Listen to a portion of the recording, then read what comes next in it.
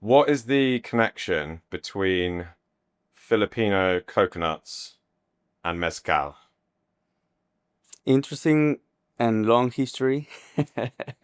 It takes us back to the 1600s, maybe late 1600s.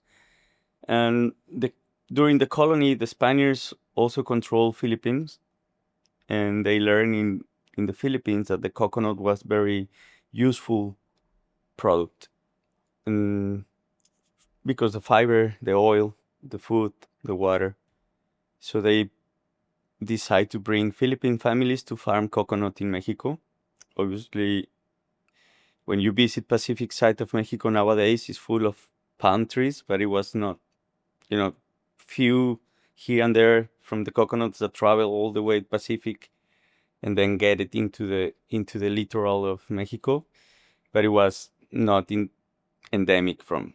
So they bring in it and they make these farms in between what is today Jalisco and Colima, because you find there like flatlands with tropical weather, so it was easy to make the farm. That farm's still there nowadays, and obviously the Philippines brings all their culture, their lifestyle into the new place. And one of those things that is very important, it was the clay pot stills that they used to make lambanog. It's a product that exists today. The still comes from the fermentation of the sap of the coconut palm. And when they bring that product, that technique into Mexico, imagine that we were not allowed to drink because we don't have any access in the occidental part of Mexico to alcohol. So it was like an opportunity to get away of the reality to be escalate and a little bit of fun. So this spirit from coconut palm became very big at the time. They call it vino de coco. And in some point, this technology and our knowledge of cooking agave shares and make this new product that is mezcal. Mm. Okay, mezcal, as the word means, cooked agave, has been a product in our diet as a Mexicans forever, thousands of years.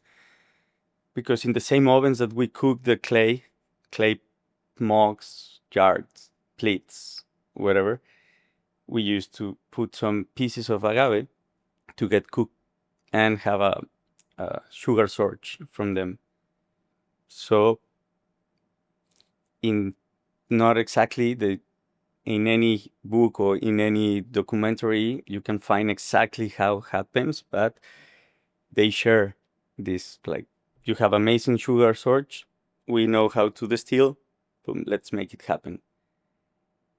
That's like the most recognizable or um, theory that how mezcal begins. And there is some proofs of that, and you can find it also in some many documentaries. But one that is very interesting to me, that nowadays in the south of the state, in Jalisco, that you've been, the producers call tuba for the mash, for the fermented liquid of the agave. And tuba is not a local word. It doesn't exist in Nahuatl. It doesn't exist in any other Mexican language before the Spanish. And it's a word in Philippine, in one of the dialects of Philippine. So that's very interesting because for me, if the locals used to ferment and distill before, we should have a word to describe that product, and there is none. So Mm. that's why I I like this part of the history that says that it was a combination of techniques and knowledge between the Philippines and the locals. Mm. And then to sort of further back up the theory, there's commonalities between the stills that are still used today in the Philippines to make lambanog and some of the oldest stills or still designs that are being used in Mexico still today. Yes, completely. They very similar. They look almost the same. in some places. And there is also another theory of the pre-Hispanic distillation. That is the Capacha culture and the Capacha pots, clay pots. And still on the theory, not prove it. And that's the difference between the Philippine influence. Philippine influence, you cannot deny it. Yeah. It is there. And this theory of the pre-Hispanic, it happens in the same place. Yeah, this area around the Colima volcano, right? Exactly. Yeah. That's very interesting. So one or the other, the beginning is... But separated by 2,000 years, right? Because you're talking about these clay Capacha vessels, which are very, very old, right? Very, very old. But not just all the Capacha they found is that old. It's just what they know from that culture specific, how old the culture is, not specifically the clay pots they found it. And if that theory comes as a truth and is proven, I think it doesn't take away the fact of the influence of the Philippines. No. It's just completing the chain. Yes. Because in the first part of the talk, I was saying we don't know exactly when and how it happens to merge the connection or the merge of the knowledge. But if this theory prove it, we just learn from the Philippines how to make it in a big scale or bigger production of mezcal, because the Capacha capacity was very, very tiny. Yeah. So also part of this theory says that it was just for a specific people, like priest or ceremonial in a very tiny portions, and so it was not a big consumption. Yeah, okay, let's come back to the Capacha in a second, because I want to talk a little bit about those pots and how they might have worked.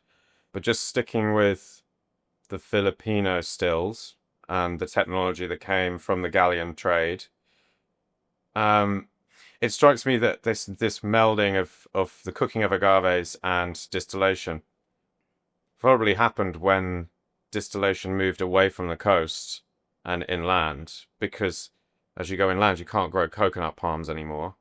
You need another source to ferment, right? To be honest, there is agaves all over Mexico. You find agaves in the coastal line, very adapted to no altitude at all. One of the expressions we borrow from coastal of Jalisco, it is 300 meters high, and it's just 15 minutes away from the sea. So there is not there is agaves on coastal region too, and inland too. So more than that, it was just if you have agaves around you, you want to make alcohol and have fun. Yeah, so the agaves were available on the coast there. But if you were going to move inland, they would be maybe the only thing that's available to ferment. So it becomes necessity rather than choice. But also, in some point in history, they stopped producing vino de coco, and mezcal controls the market. Because it tastes better. Yeah, and we just made a batch with Arturo Campos, that is the closest producer of this place in geographics, and he's still using clay pots. So we bought a batch of fresh tuba, we fermented with him and distilled it to make this vino de coco, similar to Lambanog, and to try it, to taste it, to see how it was, to also complete the educational way of presenting the products we talk about. And it's nice, it's very enjoyable, but it's not complex. It's more simple than mezcal. You gave me some when I saw you in Guadalajara. I think so. We tried it, and like you said, pleasant, but it doesn't have anything like the level of complexity that an agave spirit has. It feels a bit flat. That's my guessing. The switch happened because mezcal was so much more flavor to offer, and maybe the intoxication was more interesting. Interesting, exactly. We don't know. I never get drunk with this coconut spirit. that I know the intoxication Yeah. of mezcal. It's still popular in the Philippines. Yes, Yeah. yes. There's still. I've got a friend who lives there, and he brings me some over. It's not a. It's an. It's not a particularly exciting drink, but I want to go to the Philippines and visit some of the ancestral distilleries there to see what they're doing and see how similar it is to, what's going on in Raicilla and in southern Jalisco, because it would be nice to join the dots together. Yep, completely. Invite me. Yeah, no, I'll let you know when I'm going. You should come out as well. I hear histories and read things that says the journey through Philippines to Mexico and Mexico to Philippines, it was so hard and so long that when the local Americans, local Mexicans traveled to Philippines working on the ships, they didn't want to return, so they escaped into the mountains of Philippines. Right. And the same happened when the Philippines coming to Mexico.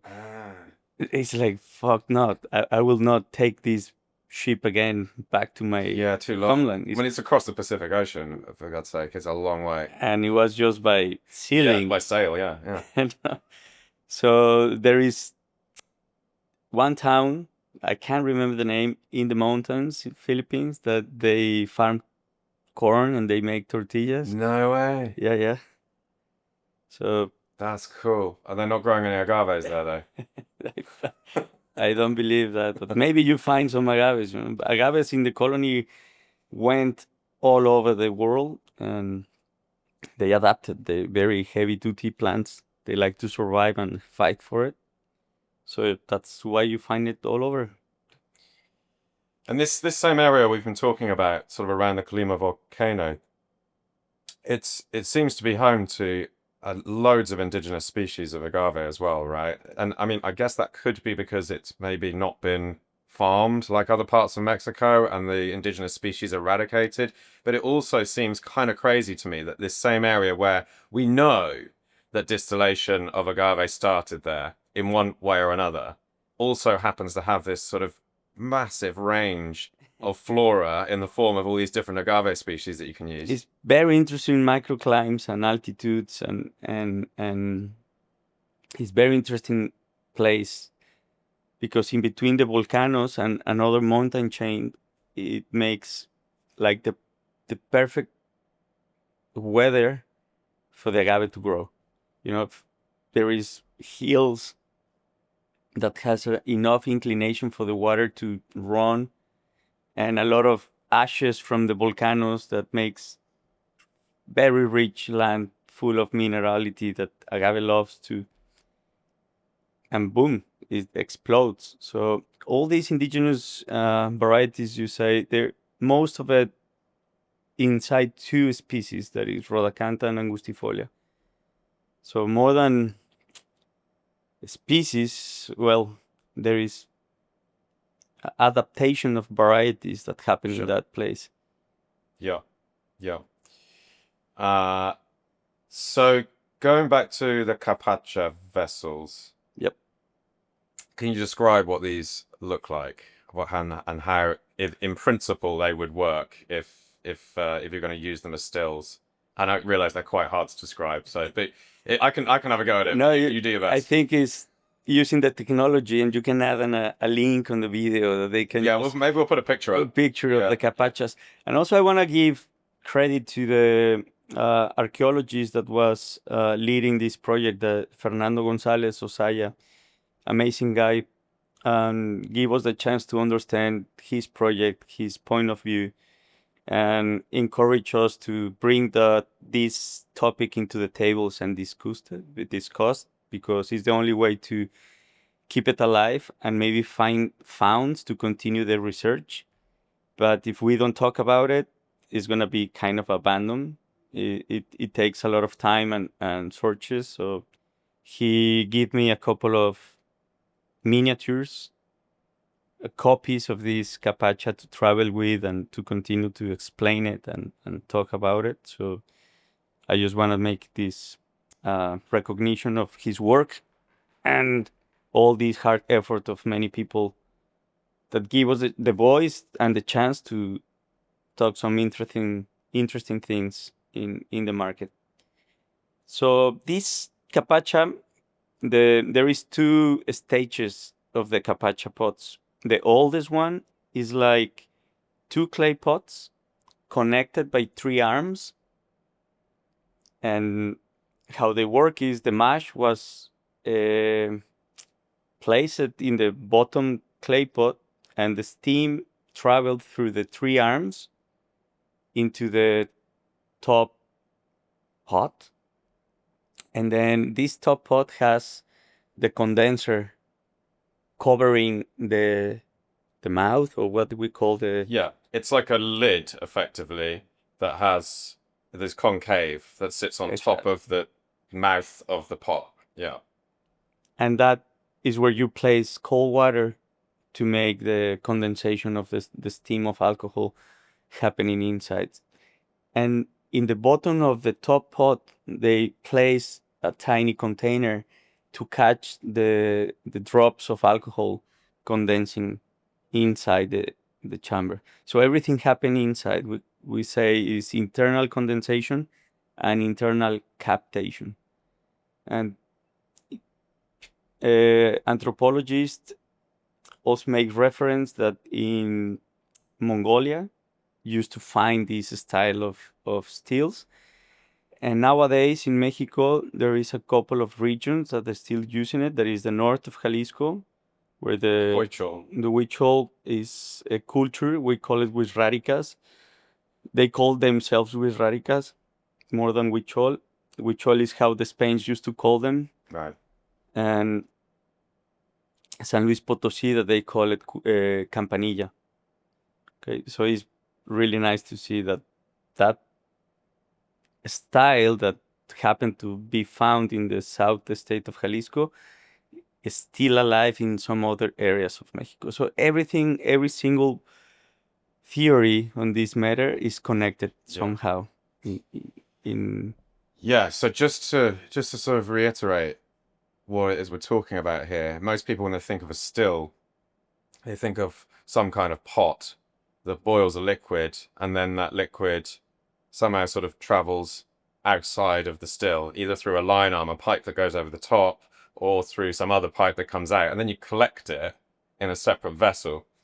What you're describing here, and what you're also describing, these other ancestral stills in the north of Jalisco and San Luis Potosí, is a still where everything is contained within one unit. So as the still is operating, as it's being, as the mash is boiling, the vapor is going up, it's condensing on a concave lid that sits on top, and then dripping down inside. And then you have another vessel inside, a small cup, catch cup, Exactly. that collects the drips that come down from the top. So once you turn this thing on, that's how you can turn it on, you're not pressing a button. Once you light the fire and it starts cooking and you seal the whole unit, that's it. You just leave it until it's finished. Then you will remove the lid off the top, and what should have happened is inside your cup will have collected the condensation from inside the still.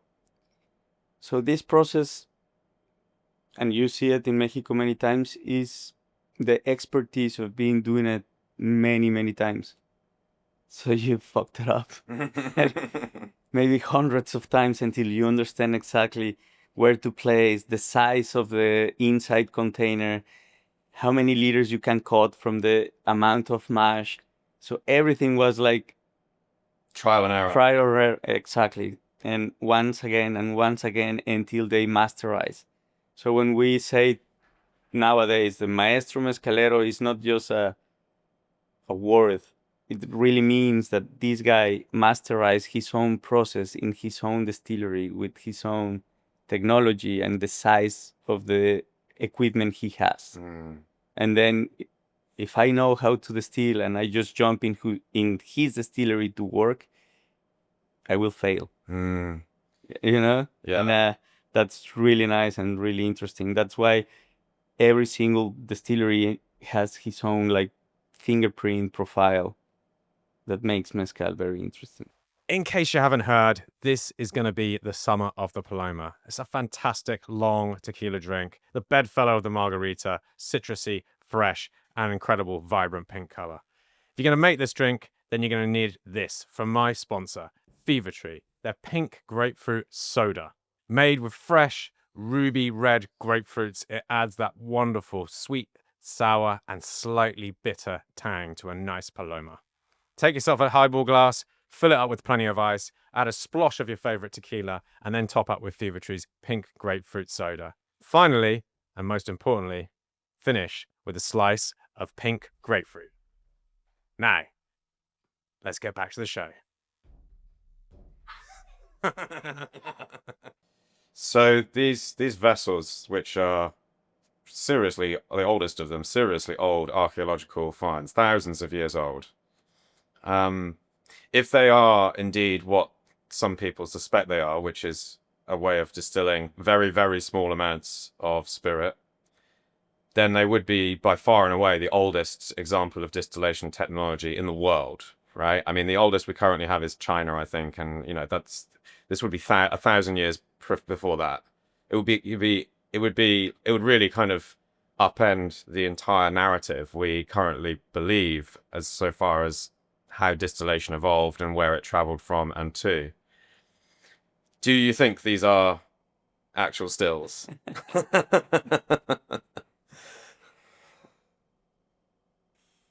Difficult question for me to answer. Because emotionally, you want it to be, right? But I'm gonna be honest. I don't stop much time thinking about it, because at the end of the day, I need to be more practical in what I do, that is selling spirits from Mexico, and develop economy back to the villages and the towns and the families that we represent. So it's beautiful to talk about it. It's part of the educational, but I'm not focused on it. It's not my place of expertise, and I need to leave this to the scientists and the people who really are digging in without adding any controversial point of view in the market. Fair enough. Because we don't understand mezcal yet. Mm. As market in general words, it's very tiny what is happening outside Mexico. And, bringing these topics into the table of the regular consumer, they flip out. But I would love that to happen as a Mexican, today my culture is a consequence of everything, pre-colonial and after colonial, and no matter what. And it will be nice to put that little thing in the history of the humanity, but it doesn't change the fact that what we're living nowadays. Mm. Yeah. I think it's nice to think about it and talk about it. I think there's plenty enough going on in with Mexican spirits as it is, for sure. The diversity of flavors, of different types of producers, and the geography and the politics involved in it all and everything. But I think to sort of ponder the idea that distillation there is ancient, and that, did these people understand the principles of distillation before, bring that one back around, that's it. Before, even Greek philosophers were experimenting with this, in the antiquity period. And especially given that so often indigenous or ancient civilizations are not given probably the kudos or respect that they maybe deserve in terms of their technological advancement and their, ability to make things and paint things and to form complex cultures. I think that would be, if somehow someone could prove that these stills were indeed stills, then that would perhaps shape the future narrative for Mexico and for the rest of the world. Yep, that definitely will happen. But who are we to sit here? We just like drinking the stuff, right? And you like selling it. It's difficult, for as much as I try to really believe it and support it, and that's why we bring this topic on the table, and I will continue to put it on the tables of discussion. The reality today is that mezcal is a tiny, tiny, tiny industry, and we need to develop, and we need to be more open-minded of what is happening, and in the whole mezcal, not just the denomination of origin, just inside to outside denomination, what is happening with the families in Mexico that keeps the traditions, that keeps the knowledge of producing, etc. So that's where I want to be in my focus in my everyday. Let's focus on that now. So you bottle mezcal under the Derumbes brand. Yep. That translates to landslide or collapse. Why did you choose that name? In the concept of deconstruction, because we deconstruct the agave, cut the leaves, extract the heart, cook, meal, ferment, and distill, and you build a beautiful new thing.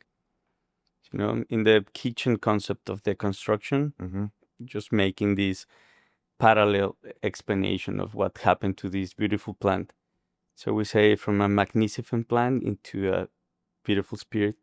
I get it. So you're deconstructing, then reconstructing. Yeah. Interesting. When I found out it meant, because I think the translation can mean collapse or breaking apart, but it can also mean landslide, right? Yep. So as in land moving. And I know that you're quite a big fan of maps and geology and understanding how culture and the geology of the land interplay with one another, both in terms of the agave, but also the communities that live there. So I kind of assumed that Derumbes was sort of pointing at that, the sort of land, movement of land and people. No, not really. It was more. But I spent like 16 years cooking. Yeah. As a chef in different projects. So I was very close to these concepts, and I really loved the way the creativity of many people in the kitchen was deconstructing plates to presenting in a completely different way. It was really nice, creative moment, and it happens when also I was starting this project of mezcal. So how would you describe what you're doing with Derumbes? What is it that's so special about the people you're working with or the places that you're sourcing spirit from?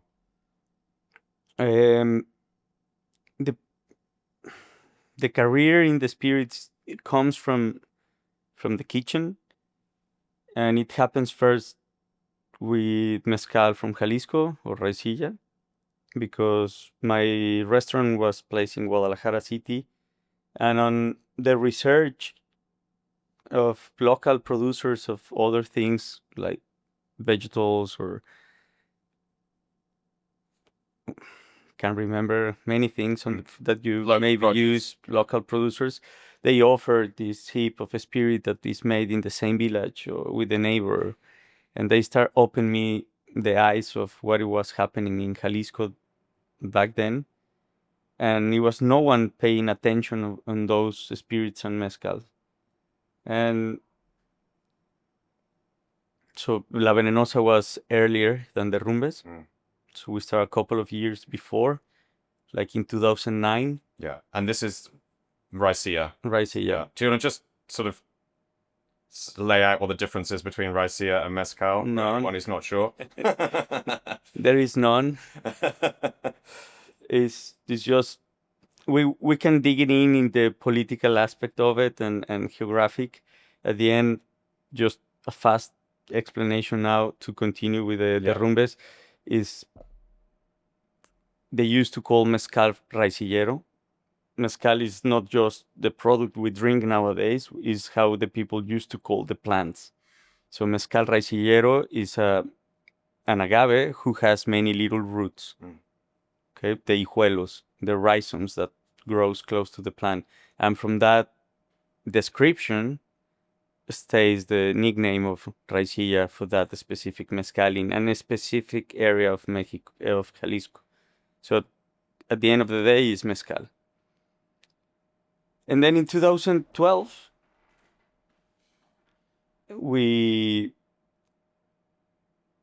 talk, 3 friends, Sergio Mendoza from Don Fulano, Ivan Robles, and myself to start a project of mezcal. And I used to run a mezcaleria back then called 400 Rabbits, 400 Conejos, before the brand of Cuervo. Yeah, that's Got it. not, the two should not be confused, right? So you had a bar, restaurant, Bar.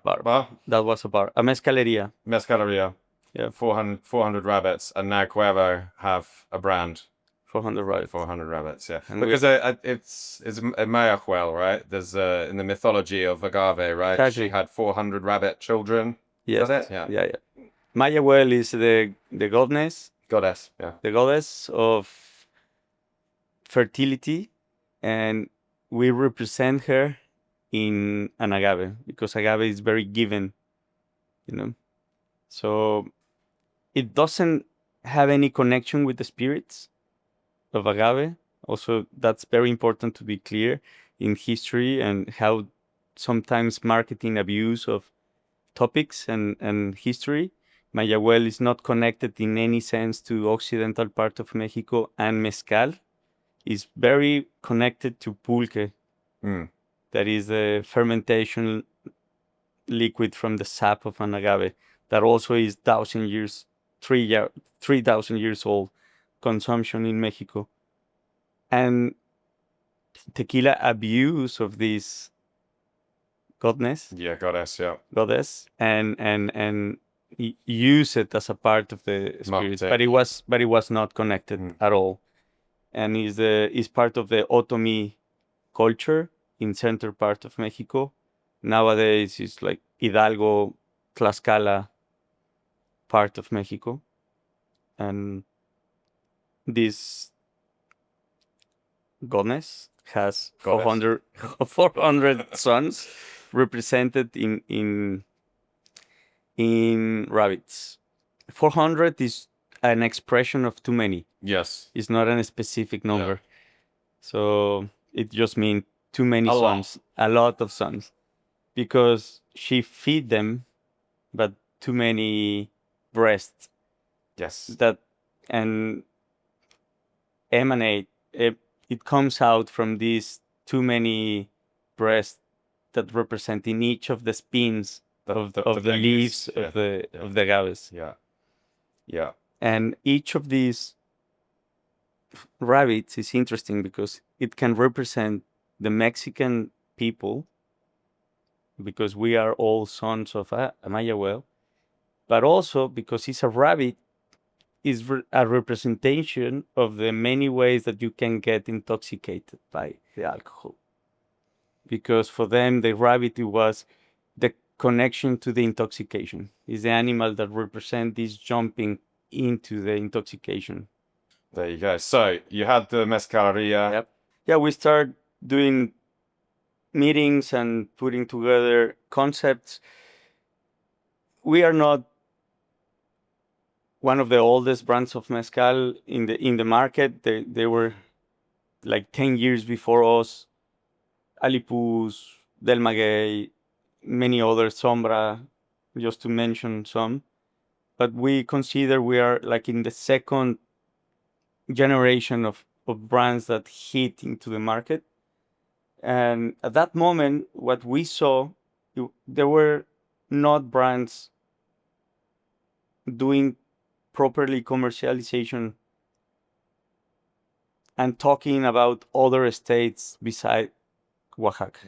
Every single of the brands I mentioned, and many of the brands maybe the market and the people know, they were focused on Oaxaca. And most of them was talking about like one family with several expressions, or like different villages like Alipuz or Del Maguey, like same agave with different villages, and see how these changes of yeast, water source, altitude change the flavor of the same species. So we didn't want to work on the same path as the other brands was working. And we saw this opportunity that it was way more work, but way more interesting in our point of view, to scout and search what it was happening in each of the other states inside the denomination of origin, and talk about those states, the history, the local agaves, and other profiles of flavors of agaves and mezcales, and increase the knowledge and the attention to those areas. So we bottle nowadays 7 expressions, and each one is a different family with different technique, with different agave in different state. And what can you say about the sort of diversity of production techniques, but also the resulting spirit between each of these states? Completely. It's just completely different. It's completely different. And when I talk about this in Europe, I always present a map Yeah. that is all the European countries, and then in a transparent way, Mexico, just to make the reference of how big is Mexico. And when we talk about South, like maybe Oaxaca, the state that is more in the south, is like place in Greece. And if you go to Sonora, where Bacanora happens, is like Scotland. Mm. It's So just just that wet and cold. but no. And imagine what happened in Europe in between those countries. Yeah. Yeah. How many wines you can find, Sure. how many languages, and how many lifestyles and cultures. What similar happened in Mexico? The south is not the same as the center, and the center is not the same as the north, and the center to the center west, or the east, or the northeast, or the northwest. So every corner of Mexico has something different, and different environment that makes people get adapted and develop culture differently. People live different in the jungle than in the desert or in the template forest. So the same happened with mezcal, because it's an expression of the humanity. It's a product that has a tight connection to the humans. We make that happen. We distill it. It doesn't happen alone. It's not a ferment fruit. It's something that needs this touch of the human, and that always represent part of where this mezcal is made. And the agaves as well. As the agaves, by nature, they adapted differently. They develop species in different parts of Mexico. So it doesn't exist the same ones in the north that in the south. So that makes a little chance for the other ones that are not Oaxaca to play and get a little bit of the attention of the market. Is there, is it possible to kind of begin to pinpoint specific styles of spirit that come from different states or different regions within states? So, for example, you could say, well, mezcal from Michoacan is herbal and grassy and green. Oaxaca, I'm just literally just throwing words out here. Well, it tends to be more smoky, for example. Can you do that? Yes. Is it possible to kind of categorize like you would with wines from different countries? Yeah. It's a lifestyle work. Yeah. No, honestly, you can, but you need to really be and spend time on the land, understanding the varieties that happen in that region, and you start building this memory and references, because Michoacan has mainly cupreata, but also they have inaquidens, and then other species of rhodacantha and angustifolia, like chato de saguayo. Also, they have a very unique that you don't find often spirits from them. Hookery, that is also existing in Jalisco, or Americanas. You need to complete the picture and try to make this memory and references of what these agaves give most of the time as a logic. And then you start realizing how you can really understand a flavor profile that happened in the state, and guessing, because it's a really good sommelier, it travels, it taste and taste and taste and taste and taste, because it is not something you can do it once and think you know. You need to be on the day what is happening. So definitely you can do it, but it's a wild journey to do. Yeah, be a good book. A And lifetime's work, like you say. yeah, what we're trying to achieve in the Derrumbes is doing this scouting and then choose a liquid that I believe can showcase uh, a traditional profile of the state. Mm. Something can be tied to what normally you find in that state. Something representative. Something representative from that state, Yes. in that area. Impossible to make it in one mezcal, but we try to choose what we think, in our point of view, in my experience of traveling, scouting, and searching, what can be representative for that state in terms of flavor wise and organoleptic experience in general. When you're visiting agaveros and watching them produce their product, what is the consistent theme between producers that means you're gonna get a tasty mezcal at the end? What do you look for as a production protocol or practice, or maybe it's something in the land that is consistently makes great product? And so my first approach is the quality of the human being that I'm gonna work with. Second one is the culture behind him, like what the history of the area where he lives, where is how is the geographics, the variety, the technique he used. So first is social, second is cultural, and the third is economical. That's the way what we trying to, more than just the mezcal, is first these three things. Because imagine you find a really good mezcal, but the guy is an asshole. Just to be honest, it happens. You don't want to work with someone that is gonna make you have hard times, and because at the end we are trying to develop business. It's not a social work, it's a business work. And the only way to make a business successful is when the people understand each other. Because when money is involved, it can be tricky. Yeah. That's why the first part is quality. We understand each other, there is empathy, and we know it's going to develop a business strategy to be a sustainable project for every part of the chain. You need to be on front of a people that you can talk. Okay, mezcal can be solved when you have quality humans that has knowledge, and some things on the mezcal they are not perfect, they can make it perfect.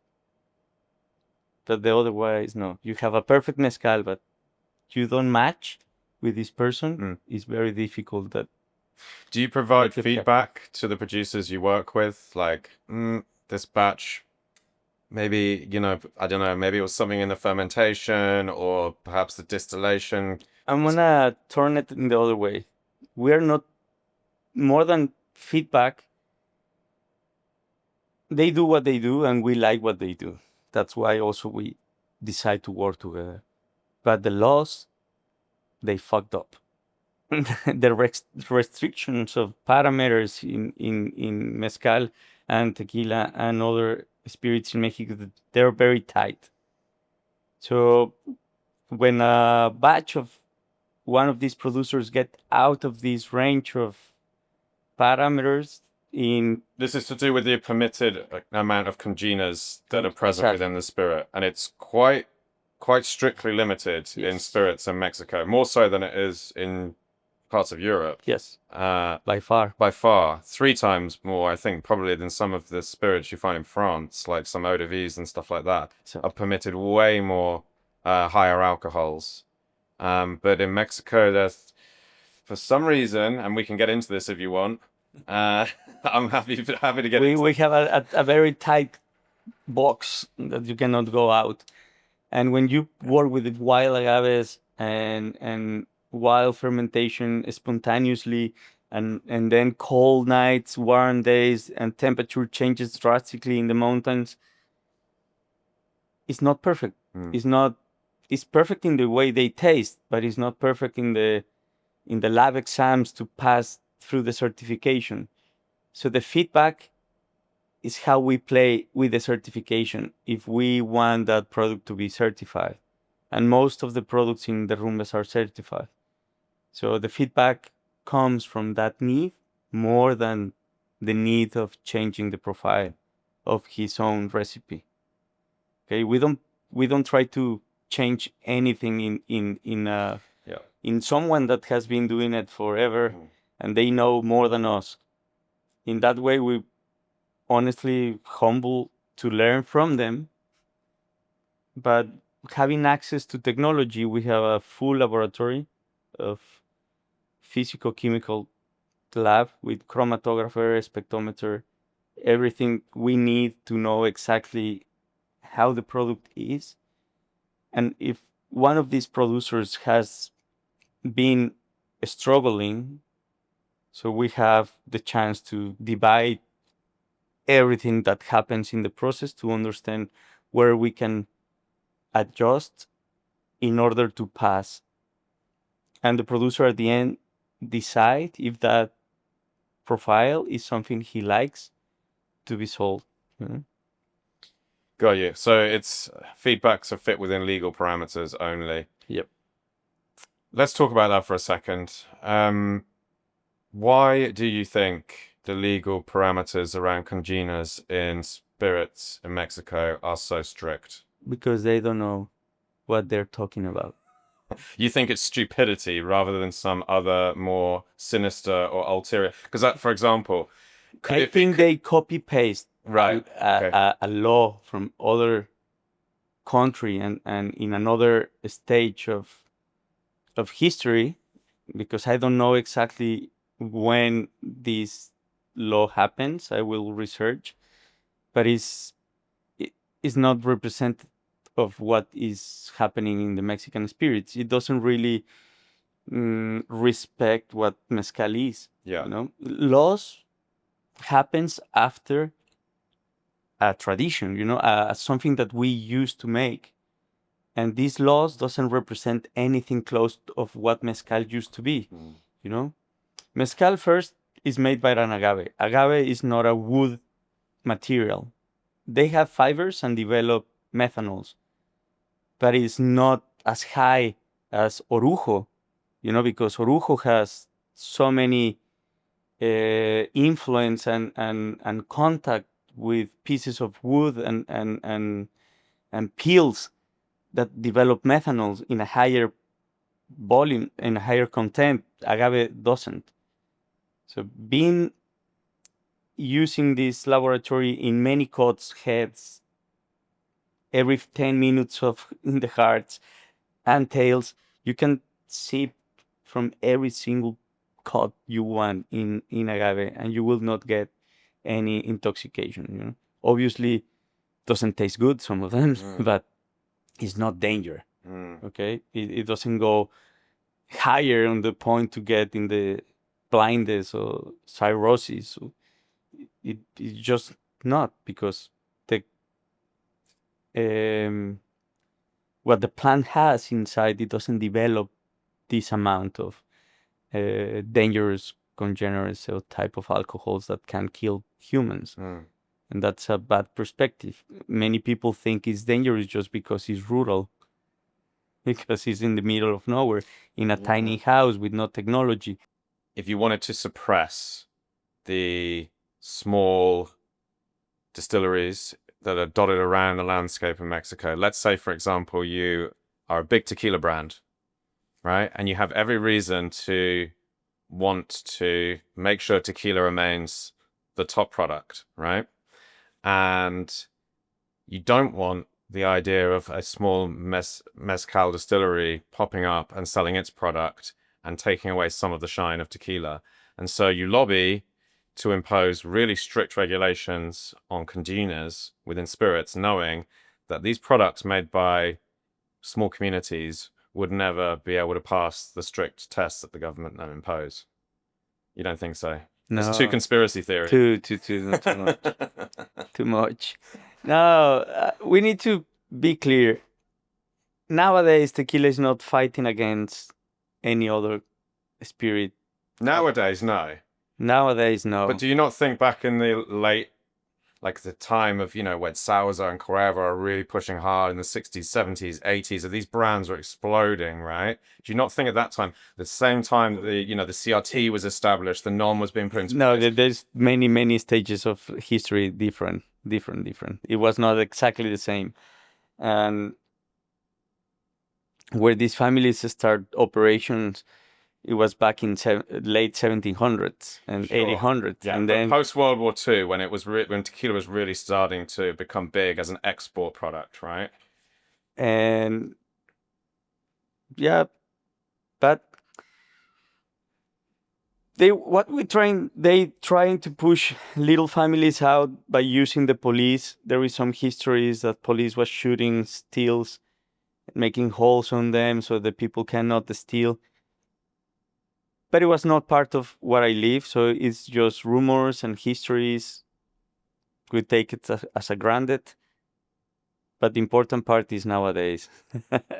We need the thing that helps us more is to understand that we trying to work together as a Mexican family of spirits, building a market that understand what is our history, what we can try to share with them, and not just these theories of conspiration between these categories. I have the good luck to be friend of many tequila families, and they just support. You make also podcast with some of my really good friends, and the reality is they've been learning from things they didn't know even exist, and we've been learning also from tequila how to sell, and they prepare the road for us as a small categories of Mexico. All tequila producers are doing that, do you think? Now, the big ones are corporations, and corporations are full of people doing jobs. They don't care. They don't really care about others. They just need to cover what the job is for. That happened when the big corps take the brand. There is not like a pride of family that feels is in danger, that get lost in the history. So all these family-owned tequila brands, they're not feeling any problem that mezcal grow. And numbers are very clear. Tequila is more than 500 million liters per year. Think so. Maybe last year was that. Mm. And mezcal is 11, 12 million. We are hundreds of years behind. Where is the fear? Mm. I don't believe that. I think it's a really good moment for Mexico to work together with understandings and supporting each other's and build this. Yeah, I mean, I'm not suggesting that the tequila industry is sort of feels under threat from mezcal and is doing anything nowadays to attempt to sort of, tarnish its reputation or debilitate it from growing any further. I'm just talking about in the past when certain laws were made. Is it possible that there were special interests from powerful tequila families? No, I think no, I think it's naive. It was people that doesn't like to do their job properly and spend time researching, and they just choose to copy paste a law from other parts of the world that produce wine. Yeah. And funny fact, the denomination of origin mezcal was made by tequila. Leave it there. Yeah. So they make it happen. Yeah. You're a tequila producer yourself now. Yep. This is why you're defending tequila. No. No, I can. The thing is, when we talk about issues and theories, it's very attractive for the listener, for the reader. But to be honest, it's not what is happening now. So why for we try to make simple things a little more complex just to sell sometimes? It happens to me, right? Not now in this interview, but in general, many people wants to find something in that matter, in colonization, appropriation of the culture, some topics that is trendy now in some parts of the world, but it's not the reality of mezcal. Reality is mezcal is very tiny, and every single producer and every single project is focused on how we can build a little bigger volume to be sustainable business for all the chain. Why I'm gonna take this side of the road is I just say that mezcal last year produced 11 million liters, but 90.7% of that comes from Oaxaca, just and only. And what happened in the rest of the states? So when the people is like the boom of mezcal, yes, where is the boom? 11 million liters is a boom? Fuck no. It's nothing. In front of what whiskey produce, what gin produce, what vodka produce, and what tequila produce. So we are in a very, very tiny, tiny, tiny piece of the market. So we have in front of us everything to do yet, in terms of growth, in terms of marketing, in terms of farming, in terms of producing. So many things to be done. Educate the market, educate the consumer, understand what is mezcal in general words, to make from 11 millions to 20 millions. And then another thing is, if that growth represents a risk, depends. If we still growing just Oaxaca from 10 millions to 20 million, yes, represent a risk for that region, for that specific state, from that specific fields and land, because it's going to be monocultivated and just in a specific style.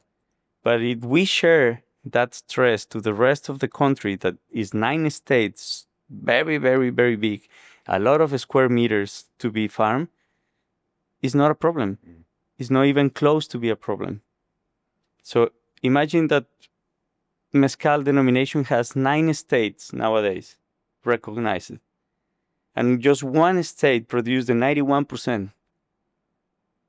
So, and it's 10 million. So imagine that the other 8 states produce another 10 million. So we have 800, 900% growth without stress. So that's the focus. That's the focus. How we can understand to divide this growth into the rest of Mexico, how to find in the back bars in the world more expressions of Michoacán, more expressions of Durango, more expressions of Tamaulipas, or from Guerrero, and not just requesting the cheapest espadín possible, because it's what is happening now. Bar managers, bartenders, buyers, you name it, they need to make the bar profitable. And then mezcal became a trend for a couple of cocktails. Okay, I want to find the smokiest, the cheapest, that is mezcal. And that thing has been translated and passed through to the distributor, to wholesaler, to distributor, to importer, to a producer. And it's a race to find who is going to take down the pants and sell it in a cheapest price. And that is killing the industry of mezcal. So I say this loud because it needs to be changed if we want to have a quality mezcal in the future and a quality experiences of the flavors that we want to bring into the bars as a mezcal. If we continue to this trend of pushing for the cheapest, it's just gonna be 20 millions of espadín and fucked up land in Oaxaca. So what needs to change? Understanding that doesn't need to be cheap all the time. It needs to place So the bartenders themselves and consumers need to change, yeah? the perspective of, you know, because the volume is not the same as whiskey, as vodka, as gin. Plain grain alcohol that can be flavored by a barrel or by botanicals that you redistill. We need to spend 10 years, 9 years, 11 years on the ground farming a quality raw material to make a proper mezcal. And that is the game changer. You know, we cannot just provide the cheapest always, because it's not the reality of this spirit. Okay. So that's the part that we need to do as an education. It's better to place a proper cost of that cocktail with something you really like as a bartender, not just the cheapest, not just the smokiest, because that was not the truth. So we are switching what mezcal used to be because the requirement of the market. So in order to educate in that way, you have to obviously show people your products, or, you know, similar brands or bottlers who bottle high quality spirit at a slightly higher price have to do the same. But also, I guess you have to do some sort of attack on the cheap mezcal as well, right? You have to say, this isn't good, this isn't tasty, this isn't responsibly made, this is destroying the land. That's a challenge, right? Because this is a category, as you say yourself, has a lot of opportunity for growth. So what you don't want is infighting, right? Is understanding what you really like. Because many bartenders says, yeah, I'm using this. It's not what I like, but it's what I have because it's cheap. That's very awful moment, you know? Instead of the guy be very proud of what he's using in his bar as something he likes, it's like an awkward moment to say, it's not what I like, but it's what I have. But then you have to try and change the entire psyche of the bartender to start. You've got to take a bar where they don't care that much about whether they like the product, and transform it into a bar that does care about their product. That's changing an entire business, and you've got to do that 1,000 times. I just prefer to say it. It's not easy, but it's what is happening now, and that push is changing also the game in Mexico. It's never gonna stop. That's the truth. But at least make the people understand what they are doing, because bartenders has the chance to change lives and they don't understand that. If you choose to make 15 ml switch in a cocktail of an expensive, unique mezcal, you make an economy back into a village. Just a switch, just a dash, because you will change from consuming one bottle every 2 months to consume 2 bottles in a week. And that 2 bottles for a bar is nothing. Not for the distributor, maybe not for the importer, but for the guy who makes that mezcal, It's a lot. very unique, it's going to be a lot. And that also changed in the bad way. So if you choose like how to use these beautiful spirits to play around in your bar, to develop flavors, also you can just push for the cheapest and you will get it. That's the problem, because we're willing to do cheap things in order to keep the market, in order to keep sales going on. And I say we because I'm part of the industry. So I know how we respond to the demand, you know.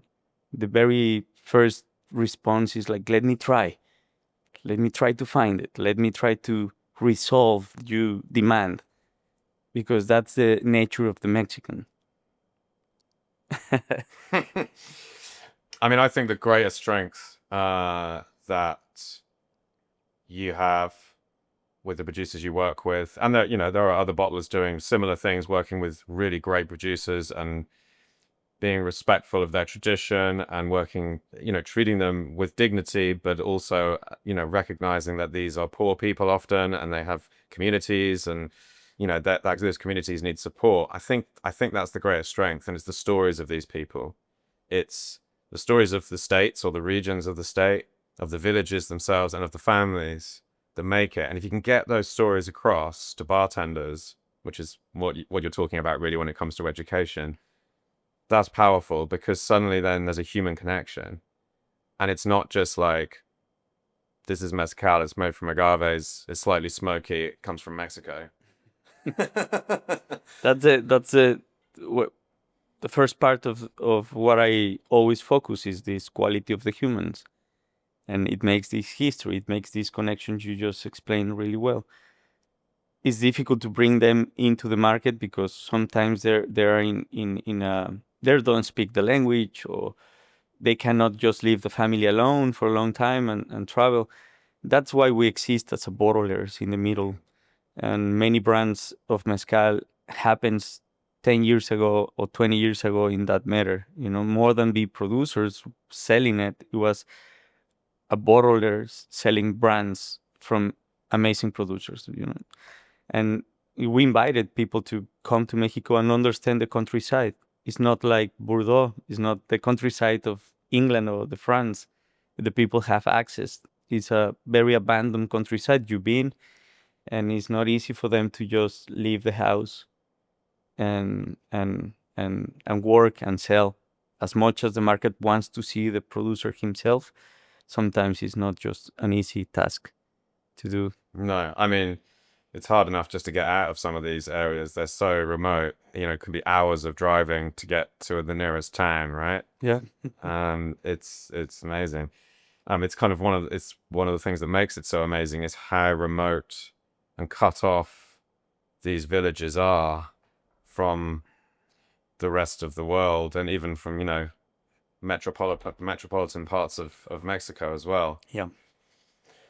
What are we sort of touched on some of the challenges with mezcal. Obviously, the dominance of Oaxaca, the sort of monoculture with Espadin that's sort of happening, and then there's obviously the wild agave side of it as well. What are some of the other challenges? How do you feel about the DO at the moment, and the 9 states that are currently included and the states that aren't included, such as Jalisco, for example? It's not gonna happen. It's no infrastructure to do it. It's crazy. The bodies that certified mezcal, there is not enough people working to make the service fast of certification. Is complicated. So adding more states into the DO, it seems the correct thing. Okay. I would love to have Sinaloa, Morelos, Estado de Mexico, even Jalisco or Colima or any others. Beautiful. There is mezcal in those states. There is a lot of families in those states, but there is no infrastructure. What is built now in these 9 states can be put in risk if we just start adding states without a proper investment from the government to increase the infrastructure of these bodies of What do you mean by infrastructure? People who verify cars to travel, offices to allow the service to visit these distilleries all over Mexico. The Regulatory Council of Mezcal is based in Oaxaca by decision of the Tequila in 1994. Okay. the farthest the better. Yeah, but get them down there. We don't want them around here. And that's why Oaxaca controls the market of mezcal, because certified mezcal in Oaxaca is 10 times cheaper than any other place in the DO. And that happens because they don't have infrastructure outside Oaxaca. It's very limited. If you're a mezcal in Durango and you want someone to visit your distillery to certify the batch, you have a couple of days window in a month to make that happen. So it just makes it logistically and from a sort of protocols point of view harder to produce the further away you are from Oaxaca. Or even if it's Puebla, but it's complicated because it doesn't exist an office in each of the states Yeah. with a team that can provide the service and to make that functional and sustainable as a business, because you have to pay them, is very, very, very expensive and complicated. It needs to be part of the willing of a government to invest at the beginning to develop the areas to arrive into the point that can be sustainable themselves by the production of the mezcal in that region, right? I don't know if you follow me. Yeah, I follow you. But- Totally, yeah. So I'm just trying to be very pragmatic, not good or bad, just be transparent of what is happening and what's the not problems, but you say it, what's the challenges. And one of these challenges is if we want to continue to have these adding places to increase the expressions of mezcal and regions, it needs to be part of a project from government and private together to make it happen. Yeah, it makes sense. There is more than one regulatory body for mezcal, correct? Yes. But most of it is done by Comecam, right? Yes. So that seems like that's the solution. You need a regulatory body for Michoacan. You need a regulatory body for Puebla. You need a regulated Guerrero, etc., etc. So you have each state has its own body, local office. They're not too far away from. They're not too far. Someone's just walking in. They're not too far away from the office, the infrastructure, as you say. Yep. And then also there's the local knowledge that's probably necessary, given how different agaves, different landscapes, slightly different production practices, different communities, different languages between each of these different states, right? Completely. Yeah. You just put it in a really precise way. That will be ideal. A utopia. Utopia. Mezcaltopia. Yeah. But Okay. it's what we have now, and that's why some states has been required the add. So Sinaloa, Aguascalientes, Morelos, they already put the papers to be add into the denomination, and it didn't happen because Comercan showed and that it was impossible for them to give service to these new places. It's not just because Oaxaca doesn't want more people to be added, no? It's because they don't have infrastructure and the money to do it. It has been very, very hard. It is hard for the ones that there is now. Just try to be fair. So that's one of the priority things, I believe, to find how we can just resolve that and as a country to add more, or invite the people with education to understand what geographic indication can be, and communal brands, or something can describe what you're doing as a community, and go ahead, because at the end of the day, who builds the denomination are the brands, the projects out there. The denomination of origin is not marketing. They are just certification body. The ones who make mezcal happen is the brands. It was the non-stop work of many brand owners traveling around the world talking about mezcal, putting in the bars and in the menus. Those guys, those projects makes the denominations of origin happening. It's going to happen the same in Raicilla. You can have the paper. Sorry that I just jumped. No. But I want to move on to Raicilla now. Yeah, but denominations are just papers, signed by the Mexican government saying, yeah, we recognize you. We want to try to protect this word in the world. That's it. The rest is the work of the brands and the projects. So if we educate these states that produce mezcal, but they cannot use the name mezcal nowadays. And we can make them understand that agave spirit is not a thing, but they can do something recognizable for that region, for those neighbors,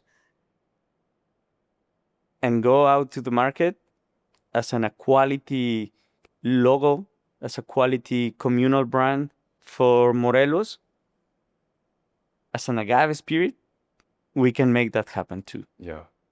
Because we have the laws of quality that doesn't change, and each country has their own laws of alcohol quality to allow them to be sold in the market. So it's not a illegal thing to do. It's just we need to educate the people that it's possible to achieve it. Let's talk about Raicilla. So Raicilla has a DO. Yep. Which means it has to be produced in a specific region of Jalisco. Yep. The mountains and coastal, there's two sort of separate areas there that sort of represent slightly different production practices, different communities, slightly different style of spirit. It doesn't yet have a nom though, right? I think it was published a couple of weeks back. Was it? Yeah. It's so that there is now a nom instigated for Raicilla. Fantastic. Fantastic. Was it a copy and paste from the mezcal nom, or were there any differences? They tried to make a difference, but they just fucked it up. Right. Okay. So tell me what your concerns are about this. They don't really represent what Raicilla is. And I should say, I mean, I'll have said this in the intro, but you're really a pioneer of sourcing these spirits and working with these producers. How many different producers have you worked with Raicilla? More than 9. More than 9. Yeah. Yeah. So say 10. I mean, when I was traveling around Jalisco, we visited a few of the ones that you work with and sort of got to appreciate the diversity of everything, people, places, the spirit itself, and the production, the different ovens that are being used, and so on and so forth. So it's a really interesting category that really very few people in Europe are aware of. And so there's a lot of opportunity there, I think. So going back to the nom, which, wow, I didn't know that had been published. What is it they've missed, do you think, in respect of what Raicilla represent? Yeah, the Raicilla nom is not signed, but published to be revised. Right. So it's not official yet, it's just a draft. It's the draft Yeah. that is one of the last stages to be signed. What is happening is they finish it, and then by law they need to publish it, make it public, so the people can read it, revise it, and if we have comments, do it. And then the DGN means Dirección General de Normas, or National Directive of Normatives. Yeah. So Yeah. they will see all the comments and check if they go Everyone's- through and yeah. it's important or just leave it. Yeah. And then a second publish that is going to be the last. You know? Okay. So it's very close to be finalized. What I was about to say is this bunch of good dudes, they meet on Fridays, the last Friday of each month, to talk about this. They don't have any background in law. They don't have any background in develop a Who are normative. Who are- The producers, the people that commercialize, the people who own a brand, and the people that is around this tiny group of Are you saying that people who are looking to commercially criminal Raicilla? Raicilla. Yeah, they're sort of financially interested in the growth of the category. Is that what you're? Yeah. or most of them used to be producers. No, nowadays they're just people who owns brands. Okay. And nobody explained them that this can be made in your size. It's like in a jacket. It's like a suit. that you go for making just for you, you know, is open to write it as you want. There is just a basic thing. You have to cover the main quality normative for alcohol of Mexico, that is the NOM 142 and the 199. They're not in discussion. Some of the parameters we talked before, they has to be aligned. Yeah, regardless of whether you're mezcal or tequila or raicilla, Exactly. yeah, it's got to fit within. Because it's the national quality control. And so they start pretending to be in another level without knowing they were not making their suit in their size. Right. You know? Because I have the chance now to make my own normative. So I want to pretend it's normal, it's human. And now that norm doesn't really represent what is happening in the ground. For example, most of the raicilla producers they are using plastic containers for fermentation. And there is a very bad perspective of thinking about this plastic. It's good plastic. It's not one-use plastic that you just throw away like a bag in the supermarket. It's a container that has been using for food, like glycerin or glucose, or it has the quality to contain human consumption products. Yeah. And you can use it for 20 years. Yeah, these are kind of like big plastic barrels, basically. Barrels, 200 barrels. Yeah. And one of the most amazing mezcals I ever tried comes out from these fermentation vats or barrels, plastic. 90% of the producers use those. They like them, don't they? I remember having a conversation with one of the racieros, and he was talking me through how they, they've used wood, they've used concrete, they've used steel, and over the years it's sort of changed as different technologies have become available, and now they're with plastic, and they find it to be consistent, efficient, it's easy to clean, it's just a good material for it. But yes, there's negative connotations of plastic because everyone's been sort of trained, like, don't use plastic, don't use plastic. Single-use plastic is the problem, though, right? Is the problem. Yeah. If you want to change to wood and you have to replace every 3 years, what is going to happen to the forest around? So wood barrels, wood fermenters, wood as a fuel for cooking and for distilling. So we are not very clear that we having a big affectation of our environment. And these plastic just work perfectly, amazing. You can clean it, you can move it. They don't broke.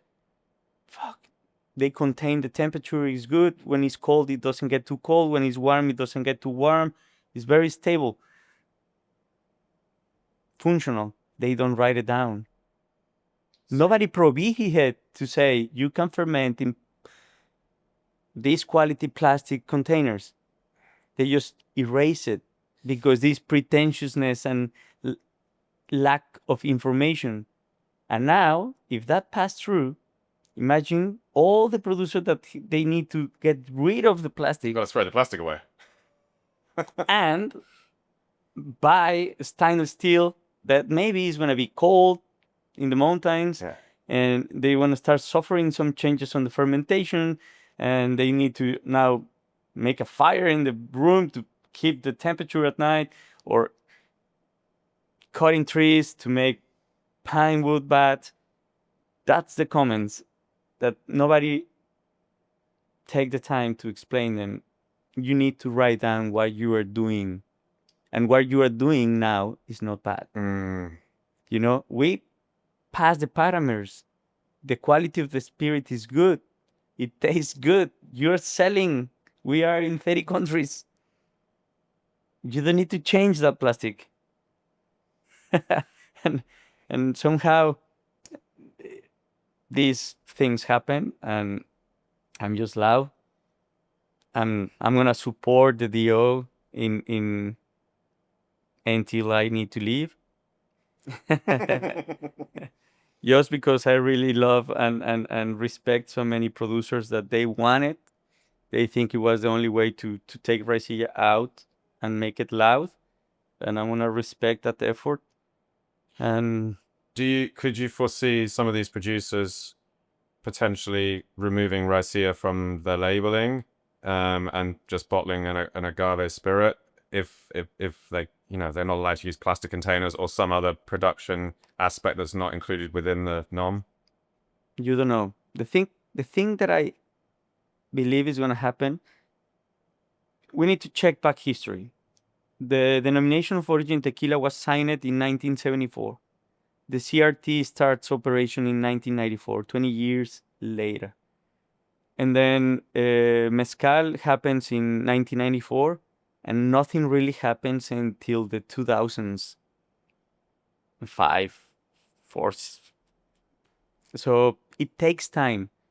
Bacanora was signed long time ago, and the regulatory council didn't really operate. It is a couple of guys get paid by the government, but there is not any certification body, honestly. And Sotol, the same. And why? It happens because, again, a lack of information. If you don't make them understand, you're a producer, you've been doing Raicilla forever, but now you need to pay to make what you do to someone that maybe you don't know, that is going to go to your distillery to check what you're doing. And maybe this guy, young guy, never doing Raicilla before, is going to tell you you're doing wrong. Yeah. And then you have to pay for that. It's going to be complicated. Yeah.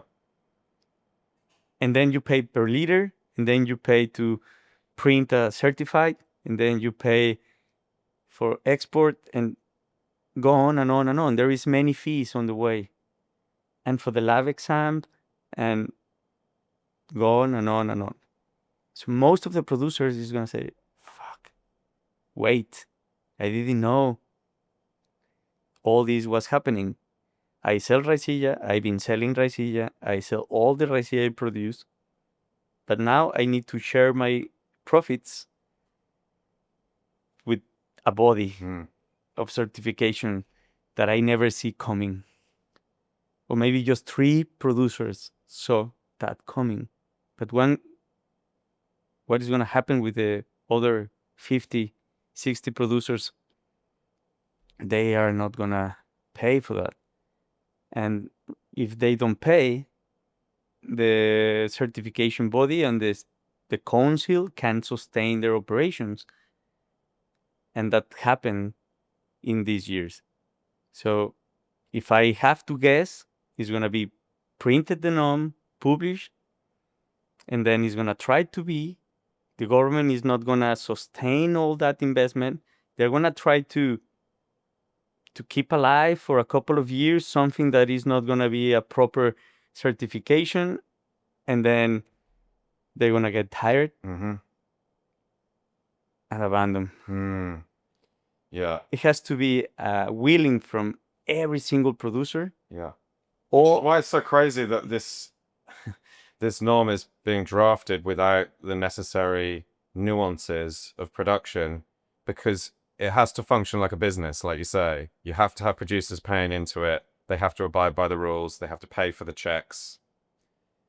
If you don't have, you know, if you're reading from a set of rules that 90% of producers don't agree with, it's just never going to work. And the meetings are in one town out of 16 municipalities, and no one from the coastal region is properly represented. Just maybe 1 or 2. Yeah. So how you make a denomination of origin from a product that exists with 60 producers with just representation of 5 producers and many people who wants to bottle? The sort of lack of representation from all these producers, is that because the door has been closed to them? No, or is no. it because they're not really aware it's going on, or don't think that it's important to attend? Because it was already expensive. Mm. And said, fuck, wait. It's not represent what I think, what I do, what I... Who is this guy that is now the president? Yeah. We choose this guy. And where this came from. What is his history in Raicilla production? I mean, and What also his know? the nature of Raicilla itself is it's always been kind of sort of a little bit hidden away, right? It's like tucked away. It's done it. It's been quiet. It's kind of kept itself to itself. That takes us to the thing that is in Jalisco. It is mezcal, but it happens that tequila was the equal to Mexico. In some point, marketing of Mexico was tequila. You know, it was too loud. TV, radio, movies, football, World Cup. Yeah. Mexico tequila, Mexico tequila, Mexico tequila. And then you're a neighbor and you see this, you better to stay quiet. You know, I don't want to mess around. You know, it's Yeah. Yeah. it's not easy to share the same state. No, I mean, and it definitely hasn't. It's In the NOM, it's very interesting. It says you can use these 5 agaves and then all agaves that grow locally except Blue Weber. yeah, because It's it like- does not cannot encroach upon. I'm tequila. respecting you. I don't want to toad you. So you can't have a distillery that's making both Raicilla and tequila. No, it has to be 2 different addresses. Yeah. It has to be separated. You can have it in maybe same range, maybe same area, but it has to be a wall. And this is number 10, this is number 11, Yeah. and separated. Speaking of tequila distilleries, Yep. you've been building one. Just building one, yes. Yeah, and it's built now, right? And it is in Raicilla territory. Yes. It's way out in the west of Jalisco, up in the mountains, just outside a town called Mascota. Yes. Beautiful mountain town, just a wonderful place. It's quintessential rural Mexico, at least as far as what that means to me. Yeah. Town square and the church and the mountains and the agriculture and the food. It's just an amazing place. What made you build a tequila distillery there? It's a place that I enjoy. I have been working with families there for 15 years now, a little more, 16. And when I decided to jump in this journey of building a tequila distillery, I didn't want to make it in Tequila, for example, or in Los Altos, to split my days of work. I was already working in Raicilla very, very precisely, very focused, and I will continue to. And I have the chance to build a really good relationships in this town with the producers there. So it was very logic decision for me to put it there so I can focus on there, so I can have closer relation with the producers that I work with in Raicilla, and also taking care of my own project of tequila. And then many other question is like, why you decide to make a tequila distillery and not Raicilla distillery? And it's very simple.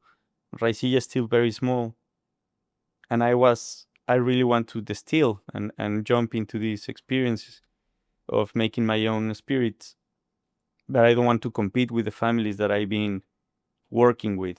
So in the way to respect them, I'm gonna continue to sell Venenosa and Raicilla made by them, but I was very keen to jump into the tequila and compete in that big industry with my own point of view. So what's your point of view on tequila? Bagasso is the brand, and the distillery is also named Bagasso. Bagasso is the leftovers. It's the same word in Italian, Spanish, maybe in English, for the leftovers of many products, wine or Pressed sugarcane. pressed sugarcane or pressed apples, Yeah. or things like that. So Bagasso is a carbon print of our production. So what I focus is how to use this Bagasso as many as possible in the process to reduce the impact we do. Okay, one that is more important for me is the fuel for making steam in tequila production. Okay, Some producers using gas, some others soft product of petrol, but both are not renewable energies. The soft product of petrol develop many bad gases for the ozone, like sulfur gas, like super, super, super corrosive and bad. And gas LP is not that bad, but also not renewable. And when you produce tons and tons and tons of carbon that makes fire, it was a very simple decision for me to find a way to make it in-home, a process to reuse that carbon. So we dried the agave bagazo, and then grind it into tiny particles, and then compress it to make a briquette. And then the briquette, it makes the fire on the boiler to make the steam that is going to cook the agave. It brings a whole new sort of spin on 100% agave, right? It was really nice to put it on ground and see the project. And are you able to power the entire distillery? Yes. Yeah. Yes. And also we designed an oven to cook the agave with volcanic rocks, the same way as the old school, but also heated by briquettes. So we have both the steam cook and the direct fire cook.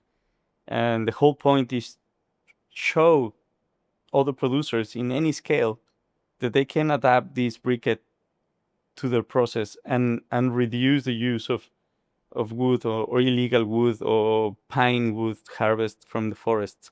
So when you say you're doing a direct fire cook, do you doing that in like a brick oven, or is it in a kit? It is brick oven. Brick oven. This has a chamber in the bottom where you make the fire, and then a layer of concrete with holes that they support the weight of the rocks. And then you heat it, the rocks, and put the agave on the top and close it.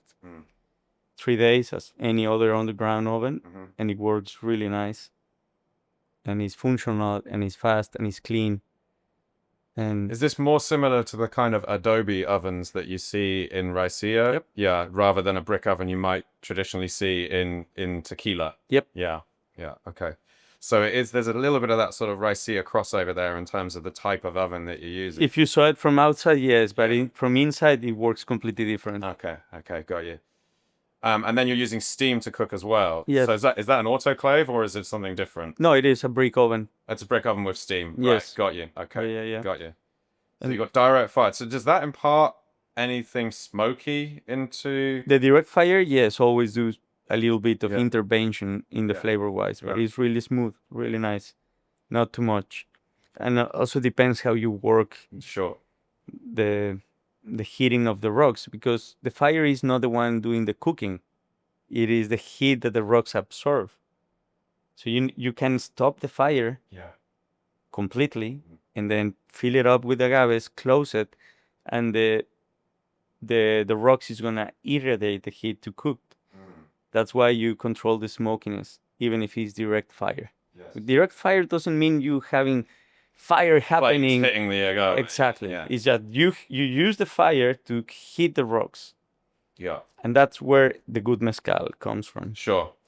Yeah, exactly. I mean, this is in principle the same way that a lot of raicillas and good mezcals are made as well. You make a big fire, you heat everything up, and then that fire goes out, right? And it's the residual heat that actually cooks the agaves. Yeah.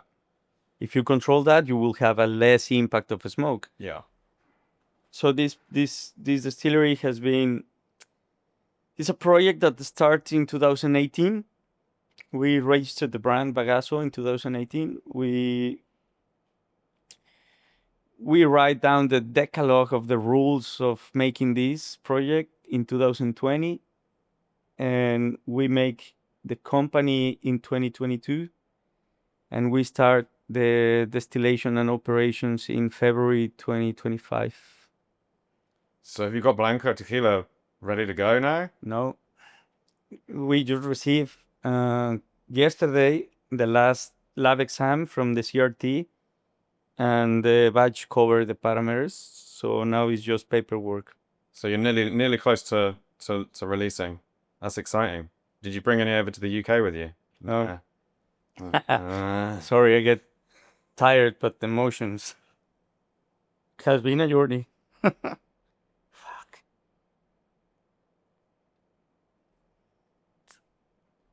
oh, obviously it means a hell of a lot to you, man. Like you say, 7, 8 years since you first registered the company to get to this point. Yeah. And new tequila distilleries, it doesn't happen that often. Like, you know, there's obviously new ones popping up with big investment and everything, and you know that sort of thing. But to sort of as a startup company, you know, bottling raicilla and mezcal from these tiny producers to now, You know, it's gonna be tiny tequila, but with hard icon. Many things, and hopefully, people can join the liquid. You know, but the basic is we're trying to make this an example of play fairly with the land, in general words, and not pretending anything else. Just showing that you can be cleaner, you can be out of bullshit, stop the marketing, the green marketing fake, yeah, and make a proper statement that sustainable doesn't exist in agave spirits, not even in any spirits, I don't believe. Spirits are a luxury item, and every single country in the world make a tax and a taxation for the spirits because it is a luxury. It's not a basic need of the humans. And somehow we decide to just listen about sustainability in spirits without really thinking about it. First of all, it's not sustainable by principle. We use water that a kid cannot drink, and water is the most precious thing in a human existence. So we need to be clear of that first, and then try to change the speech into a better practices, because that's what you can achieve. You can change one step at a time, little things from your process to have less impact. And being so close to small producers allowed me to understand this. If you talk to sustainability as a whole, you scare the shit out of every single small producer. They don't know how to start. They don't know where to look after. They don't know what that means in general words. But better practices is very simple to broke in stages. Farming. Okay, what you can do better in farming? What type of agricultural products you are putting on your ground?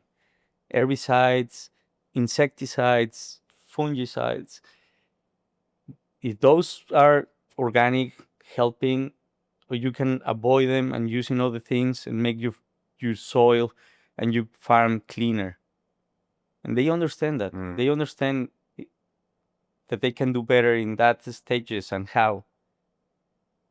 And then in production, are you using fuels like petrol or gas, or you are extracting illegal wood, or you waiting for the tree to be dead and bringing back to your production? How you affect, how many water do you waste? Do you return the water that is clean to the river, or you just waste it? Every single step counts. And if you broke it down, they can be happy to change one at a time and be proud about it and be loud about it. And then you will get a cleaner industry if you make it in that way. I think in my experience, and this isn't just with agave spirits, I've seen it in rum and other spirits around the world. A lot of the times, the really small producers, especially the ones that are multi-generational, there's normally quite a strong sense of sustainability there anyway. Yep. Because you can't afford to destroy your land or dry out the water supply or, you know, do some other practice that's in 10 years' time is going to have negative consequences because your father or your grandmother or whatever didn't do that. And that's why you're there now making it. And there's that, you know, built-in respect for taking care of things in a sustainable way so that you can pass it down to your children and they can pass it down to their children. It's not to say that all of them are, you know, behaving perfectly. There are, you know, some bad practices there, but on the whole, they have that in the back of their minds oftentimes, I think. The thing is, they don't know how to speak, how to talk loud about it, how to. Yeah, it's not in their defend nature. it. Yeah. When they saw these huge campaigns about sustainability and projects of big brands with a lot of money, put it on the noise, they say, "Fuck, I'm not doing that." You know, I don't know if what I'm doing is okay, even if the logic Yeah. presented in that way. Yeah. So the point of this project is to make that project more affordable in terms of understanding to the small and to the medium, that they can be loud about what they doing good and not claim to be sustainable because it's not important. We already know that the spirit is not. Yeah. No. Yeah, I mean, as you say, a lot of sustainability is performative. It's saying we're doing the sustainable thing, and then really, perhaps sort of, it's like a checking box exercise. Oh, well, we've made this one improvement, so we've kind of, you know, taken care of sustainability. It's like, no, well, it's an ongoing process. It's an ongoing process. And then you grow volume, you need to rebeast and recheck and measure the impact. Yeah. You know? Yeah. So this is what we're trying to make in the tequila. That's why we jump into this beautiful industry, and I say beautiful because it's full of quality people, families that I consider my friends and mentors and